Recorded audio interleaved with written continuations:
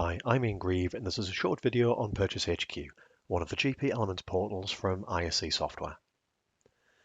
While many of the purchasing portals available for Microsoft Dynamics GP include their own workflow module, this does mean there's difference in the functionality available for workflow through the purchasing portal as to the rest of the workflows available for approvals within Microsoft Dynamics GP.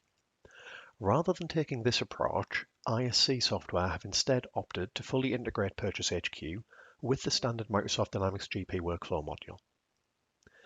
This means that all workflows used for Dynamics GP approvals have the same functionality and are created and maintained in the same way through Microsoft Dynamics GP. This gives for a consistent experience on how workflows are created and how workflows will progress through. In terms of PurchaseHQ, all of the purchasing series workflows are available. As you can see on the screen there, we have 5 of them showing, and these are the 5 which have workflow processes within Microsoft Dynamics GP.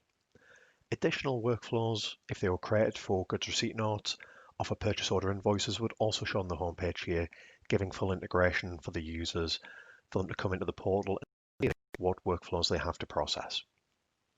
So full integration is available for workflows with no extra work required on the workflow setup side of things.